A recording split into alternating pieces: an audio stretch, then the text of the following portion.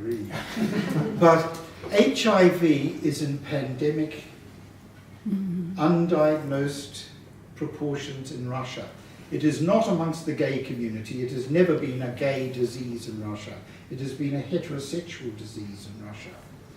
But women who have had Botoxed lips in dentistry, it is the middle class with money that have been infected by HIV through regular dental tests, through cosmetic surgery. And HIV, according to the World Health Organization, is, I'm not a pink snotty, nor am I a yah-yah American. Incidentally, look at the fully colored Moscow Times now, with 2¼ pages of advertising. It's against everything Russian, not just Putin, it mocks Russia. Who's paying for it? The advertising doesn't pay for it. Who's paying for the Moscow Times? It was in black and white till last year, and it was 50% advertising. Now they don't need it, advertising. It said, Svetlana has a soft touch. You know, or have French lessons, etc. Those don't pay for a 16-page newspaper. Who's paying for it? Anti-Russian. Now it's the middle class that have dentistry, Botox on forehead and lips, breast augments, and the autoclaves using steam don't kill HIV. It has to actually be heated to a great degree. Now HIV in the West was amongst haemophiliacs, gays, nymphomaniacs and prostitutes. All the sort of people that Christ would have known, because he was accused of mixing with drunkards, prostitutes and tax gatherers, people that were hated.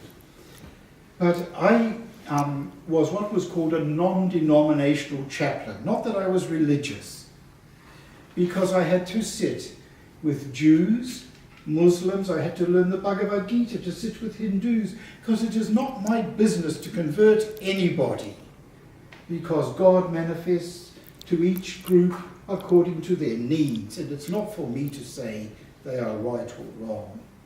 I am prepared to say the words if they ask for them. None of my business what people believe, And what I believe, I don't tell anybody either. But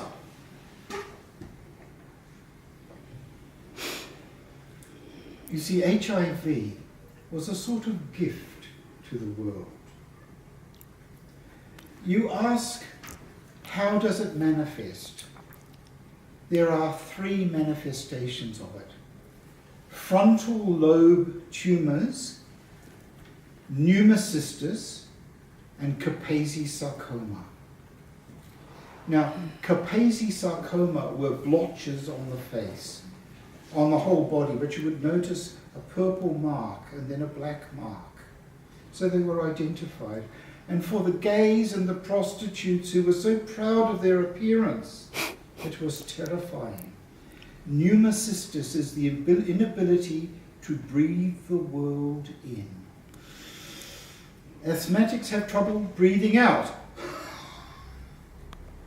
Pneumocystis, you have trouble breathing in. Frontal lobe tumors, you have trouble processing thoughts.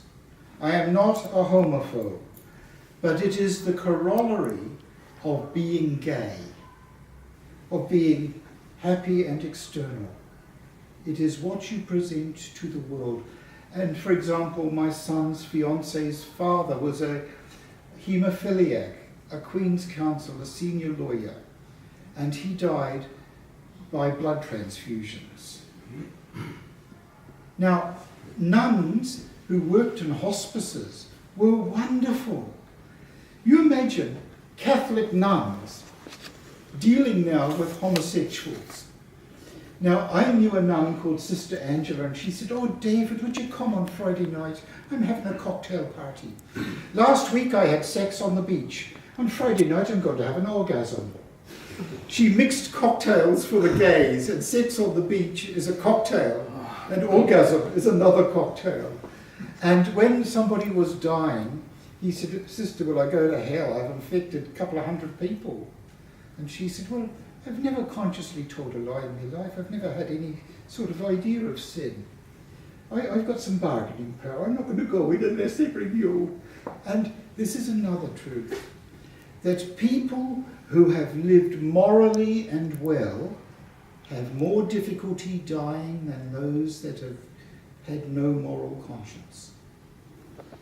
If you told them their sins are forgiven, they have no trouble dying.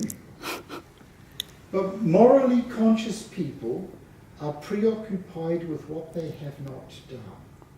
In the old English prayer book, it used to say, "For we have done those things which we ought not to have done, and left undone those things which we ought to have done, and there is no health in us." But it's the things you did not do that trouble good people. Odd, isn't it? Good people have a hard time with death. But if you've not tried to think about things, it's quite easy. Now, the nuns, in one case with a friend I was visiting, she said, "You're going to die in the next month." He said, "Oh, thanks for telling me." She said, "Is there anything you haven't done?" He said, "I've never been to a bathhouse, a gay sauna." She said, "No, they have a way. I know everything. It's called Pete and Joel's." He said, "How do you know this?" She said, "I know everything. When I became a nun, I was 13 years old, and we had to shake our parents' hand, then burn the glove, and the door was shut on the world. Then after Vatican II, we were told to wear jeans, T-shirts with a brooch with our husband on it." And she said, "So I've learned a thing or two." And she said, "Well, I'll take you." And she came back and she said, "Well, I spent my first dozen years on earth in a farm, and I know about farm animals. But some of these men, I've been a nurse since Vatican II, but some of these men's penises were so long, they were bigger than donkeys." And she said this with absolute innocence. And you could see how HIV/AIDS had made these people unconditionally loving. And in her 80s, she got into bed with Robert and held him here as he died. Now, that is not that the nun has been corrupted, because she was sort of innocent, but that she thought that love was more important than the details of theology. Well, so it used to be that when people had HIV/AIDS, you knew that they were going to have a dreadful death. But now they actually live longer than the normal population. Now, what is old age? Now, for the guys at the back, babies. When you are born, you have a head that is more solid than the rest of your body. Yeah. The skull is on the outside of your organs, except for the eyes. But your ribs and your skeleton is inside. But as you grow older, it's as if the rigidity of the head grows into your body. This has been known by Charles Darwin. It's not an original thought. It's been known for a long time. So the rigidity of your head grows into your body. Well, we become more ossified. That means more bony as we grow older. And the moment of death is a sort of banality. The word banality means ordinary, normal. Nurses hardly ever experience death, and doctors hardly ever experience death because they are too busy. I'm serious. If they were aware of it, they could not be professional. Thank God they are not compassionate, but get on with their work. But after death, and about, I haven't got time to recite it, but Google W.B. Auden's poem called Musée de Beauvoir. And it's about Icarus falling into the sky, and he makes the point that always in tragedy there's some dog pissing against a wall somewhere, that things are normal and are not noticed. Google it, one of the great poems of the world. And so time stands still.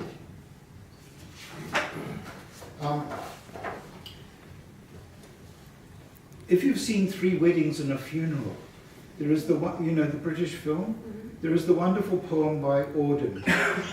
Stop all the clocks, cut off the telephone, prevent the dog from barking with a juicy bone, silence the pianos, and with muffled drum bring out the coffin and let the mourners home. Let aeroplanes circle, moaning overhead, scribbling on the sky, he is dead. Put crepe bows around the necks of public doves and let the traffic policemen wear black cotton gloves.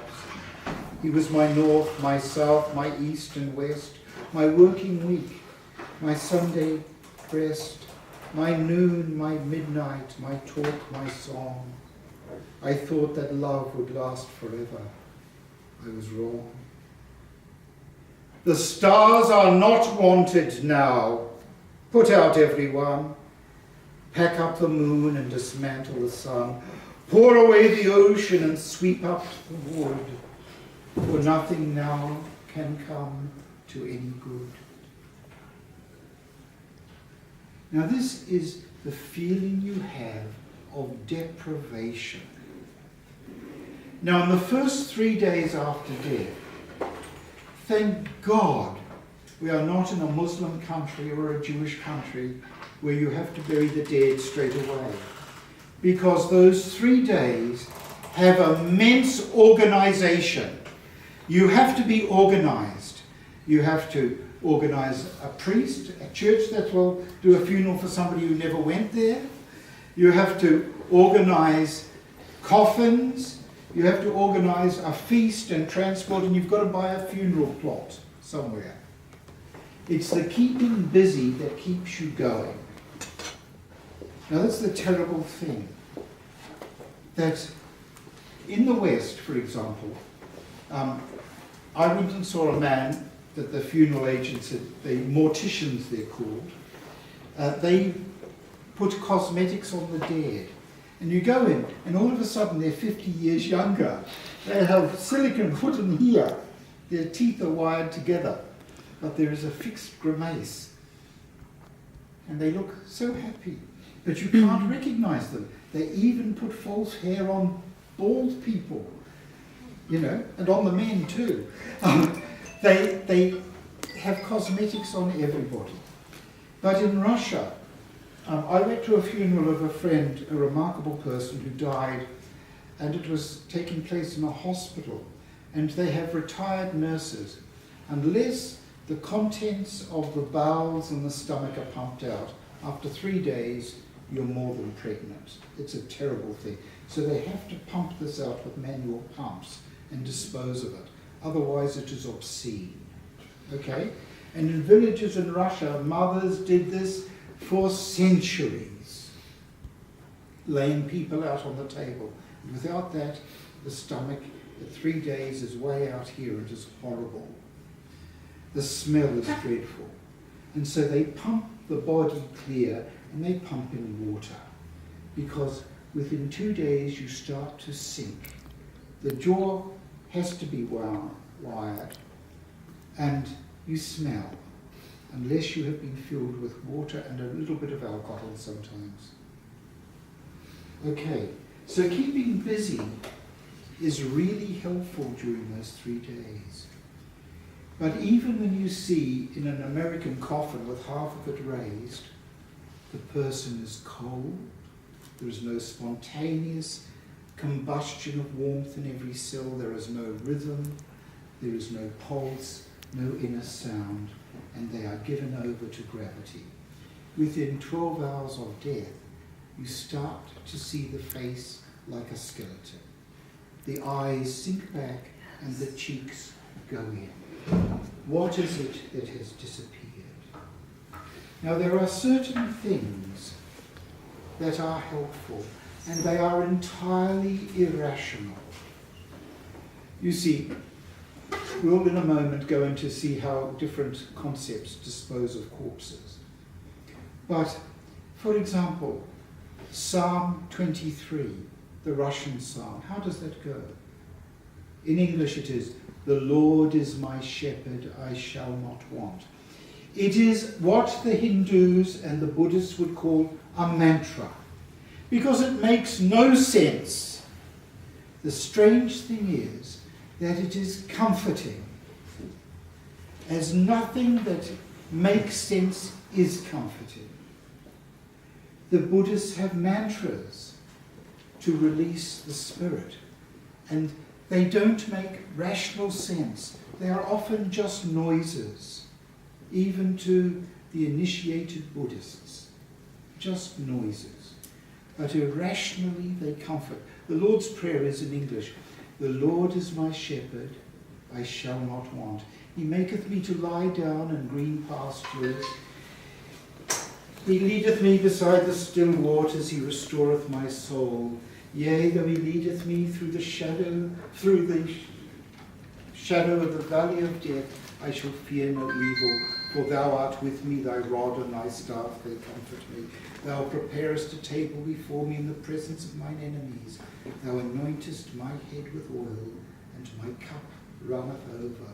Surely goodness and mercy shall follow me all the days of my life, and I shall dwell in the house of the Lord forever." It is without any sense or logic. It is a pastoral society prayer of people who looked after sheep. And yet, the rhythm itself gives people a core of certainty. It is on an irrational level, because death is irrational. Now, for example, we've mentioned Buddhas. The Dalai Lama has twice witnessed sky burials and rolled in them, where the people are cut up and the birds eat them, and you encourage it with rice, and then you're supposed to roll over in the rice at the end to show that the physical body is nothing. Frightening.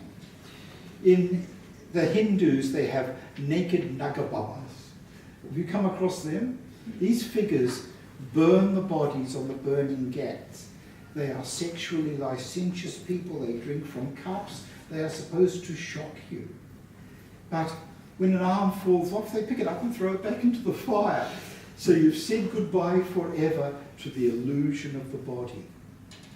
But you see, the Buddhists believe that the world is Maya, an illusion. And there is a great Japanese master who was an abbot of a Buddhist monastery, and when his son died, he wrote the most famous poem in Japan. It is, "All the world is a floating cloud. All the world is a drop of dew. And yet, and yet, and yet, and yet, and yet." So in spite of ideology, he misses his son's body and his intellect. So whatever you believe, it goes out the window in front of death. How do you then make a contact? Okay, the Zoroastrians put you on a hill of silence or a tower of silence and watch the birds eat you. Muslims, I often go to Muslim funerals. I'm quite prepared to recite the Quran in English to somebody who asks me to recite it. The women don't go to the funeral. They stay 200 meters apart. And even if it's a baby daughter who's died, only the men can pray. Interesting, all over the world, Jews send their dead to be prepared by Muslims, because they know that they will be washed and wrapped in a shroud because everybody in Islam comes into the world with nothing and leaves with nothing, and are equal in the eyes of Allah. And so Jews will get the mosque to prepare a body, because if you have a mother, grandmother, great-grandmother, and you are Jewish, and they are Kohen or Levites, you cannot be with the dead unless you have great purification afterwards. That is why in the Bible, when Christ tells the story of the Good Samaritan, and he said, and there came teachers of the law, and they crossed over the street when they saw the man who had fallen amongst thieves. It's because they can't be contaminated. Perfectly logical. And he said, but there was the enemy of Israel, those that only had the first 5 books of the Bible. And he took him, fed him, washed him, and paid for an inn to look after him until he came back. And Christ said, is it more important to be polluted or unpolluted in the eyes of God? Obviously, you should check to see if the fellow is dead, even if you can't pray for 3 months afterwards. You see? That's an anarchist. Now, Jews often have to do Jewish ceremonies because if you are a Kohen, your family can't be with you at the last moment. Of course, they all are. But technically speaking, they shouldn't be. And in the Jewish chapel, they have the coffin out the front now because it used to be a long way down the road. But the Kohens, there is another building and the door is open, and then another building with that door open, and they are there with the Levites, hearing every word that is spoken, because they can't be near a coffin. That's why they're not being antisocial when they go to a funeral and they can't be in the bus in Russia with the box on the floor. They're not being antisocial. They just can't do it because they can't say certain prayers for a long time. Okay, there's different Christian views. There's the evangelical Christians. Is there an evangelical Christian here who could tell us what happens after death? Okay, they reckon you're instantly judged. And it's so good because the bad guys, you can see them suffering. Okay, the Catholics are interested, or the evangelicals believe that there will be a rapture that will float in the earth, and everybody will have another 10,000 years of evolution. But then there will be a new heaven and a new earth, and you will live as you are now. It is basically a materialism. The Catholics have a very interesting theology. They believe that after death, you are in a process of evolution. You go through purgatory, very similar to the Hindu Kamaloka, and that Christ himself is still active as he is between Good Friday and Sunday morning, that he goes into hell. Thomas Aquinas said, hell has only the saints in it who wish to lessen the burden of the Christ. Interesting, isn't it? But that all are on their way towards that. The Russians have I've given lectures in Sergei Posad. To be honest, theology is still banned. You don't have the ontological argument. Can't do St. Anselm and the Church Fathers. But you have what's called hagiography, pious myths, the lives of the saints. 2/3 of these are physically not true. But they are pious myths and are instructional. And why not? But what happens if, and you go to sleep after death until the last judgment. Try and phone a Russian on a Sunday at 1 in the afternoon. Who woke me up? Russians want to sleep. That's what happens after death. But those that are saints are directly in the presence of God. And those that are anathematized go straight to hell. What happened to Patriarch Nikon, who was anathematized? And then the Greek Patriarch sent a commission and found 30 years after his death he was really a saint. Does he go from the hot place to paradise? Theologically, it is a great problem. But the Russians have profound wisdom in the concept of 40 days of mourning. During those 40 days, the Russian esoteric teaching is this, that there are 18 to 20 or 21 toll booths, they call them, where you are questioned by demons who pretend to be Christ. And according to how much you have lived with knowledge, is that you can see the deception of the beasts pretending to be God. And so you find your own level of entry into the spiritual worlds. But from then on, there is not a concept of evolution. Now, it's very strange.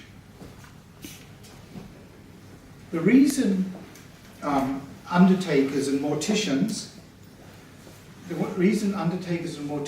put cosmetics on is for the first 3 days after death you cannot make a mental image of the person. You can think of somebody in a film more clearly than you can of your mother and father. Interesting. It's as if they have disappeared. But from the 3rd day onwards till the 40th day, inessential parts of them go away, and you find shimmering before you an essence that you were not aware of when they were alive. Is this true? You learn something about the dead after their death, and at the 40th day, you actually have a feeling of their reality. But there is nothing to say you should not hate the bastards because they have died without saying goodbye, for example, and you are angry with them. Why didn't they do this, that, and the other? And after the 40th day, this is still strong. You feel that you yourself have not worked something out with them. I've talked before here about my 5 psychological principles, but psychological principle number 3 is that there may be 20 people, if you are lucky, that really know you. Like one aspect of me is known to Galina Shabaeva. I know one aspect of her. She only knows this aspect of me. She only manifests Galina Shabaeva to me. Natasha knows one part of me. Henry Norman, where is he? He knows another aspect. And these 20 people would not agree as to who we are. I manifested with Alexander Vashenko, the great professor of contemporary literature. Insofar, he was the only person on earth I could talk to about literature. He is gone. I am no longer me. Forget the monks who live in monasteries. It is not spiritual development. You need each other to develop. Mind you, Voltaire said, hell is a convent.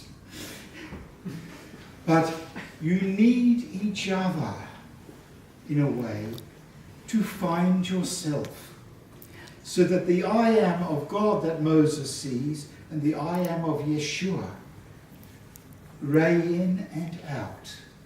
We are ourselves because of those we are connected with. And when somebody dies unexpectedly, you think, hell, they have taken a part of me that I will never have back again. And you are angry with them. Is it not so? You see, I'm trying to be beyond ideology and look at this as an objective thing. Okay, Albert Camus said, the great existentialist, who did not like humanity much, like Jean-Paul Sartre. He did not love human beings. But he said, every intelligent person after the age of 35 thinks of death and love at least once a day. Well, what a profound thought. You see, when you're in love,